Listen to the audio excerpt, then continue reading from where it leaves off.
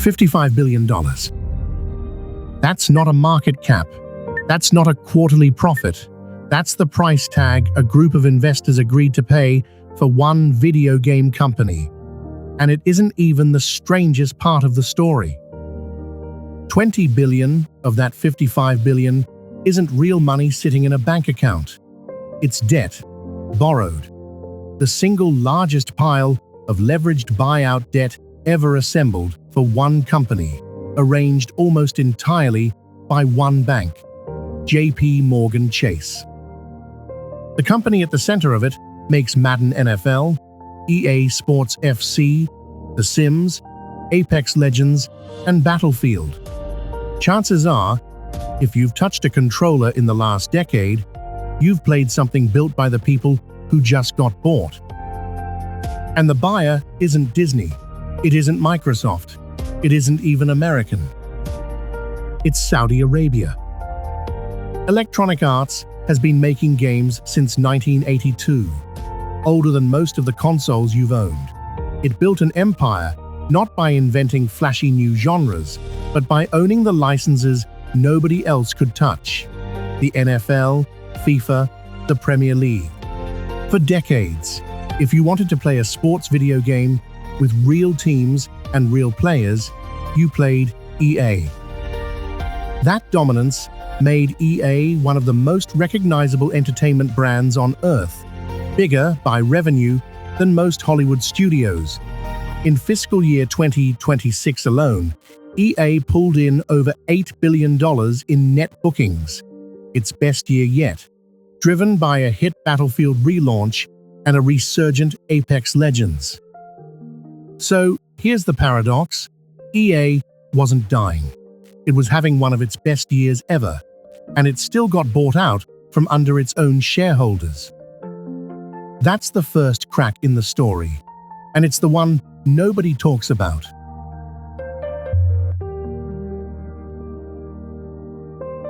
For all its dominance, EA's stock had a problem. It had barely moved in 5 years. While the rest of tech soared, EA's share price sat flat, trading well below what analysts believed the company was actually worth. A flat stock price is an invitation. It tells outside money, this company is undervalued, and undervalued things can be bought cheap and squeezed for profit later. In August 2025, that invitation got accepted, quietly and through an unlikely door.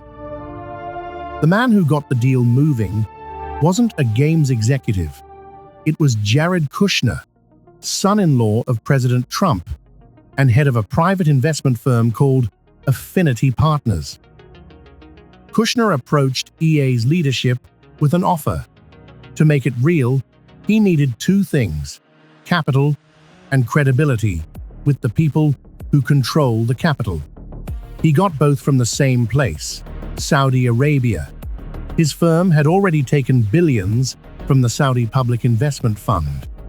Now, he used those same relationships to bring the Crown Prince's sovereign wealth fund directly to the table as the lead buyer. By September 17th, JP Morgan's CEO Jamie Dimon had personally signed off on financing the debt. 9 days later, the deal was public. PIF, the private equity firm Silver Lake, and Kushner's Affinity Partners, together buying 100% of EA for $210 a share, a 25% premium over where the stock had been trading. PIF didn't even need to write a full check for its share. It already owned 9.9% of EA quietly, and simply rolled that stake into the new deal. Once the dust settles, reports suggest PIF alone will control more than 90% of the entire company. A foreign government is about to become the majority owner of one of America's most played entertainment brands. If this story feels familiar, it should. In 2022, Saudi Arabia's PIF launched LIV Golf, a breakaway league that lured away top PGA Tour stars with enormous paychecks. Critics called it sports washing, spending money to buy not profit, but image, softening how the world saw Saudi Arabia by attaching it to something people love. Live cost the kingdom more than $5 billion. And as of this year, the bonus pools are being slashed. Top golfers are jumping back to the PGA Tour, and PEF's own chairman has openly said he's looking for outside investors to offload the burden. Golf was the warm-up. Gaming is the main event, and the strategy is different this time. With Livy, Saudi Arabia tried to build something from scratch and buy its way into legitimacy. With EA, it's not building anything. It's simply acquiring an entire industry's biggest player. Fully built, fully profitable, fully embedded in the daily habits of hundreds of millions of people. PIF didn't just buy EA on a whim. Through its gaming arm, Savvy Games Group, it has spent years quietly assembling a stake in Nintendo, ownership of mobile game giant Scopely, and control of the world's largest esports tournament organizer. EA isn't an isolated purchase. It's the missing piece that completes a $38 billion gaming empire Saudi Arabia has been building since 2022, one most players never noticed forming. Not everyone watched this quietly. Senators Elizabeth Warren and Richard Blumenthal sent letters to the U.S. Treasury Secretary and to EA's CEO directly, warning of what they called profound concern about the foreign influence and national security risks of the deal. Their argument isn't abstract. EA holds personal data, names, payment information, behavior patterns on hundreds of millions of players worldwide, including children.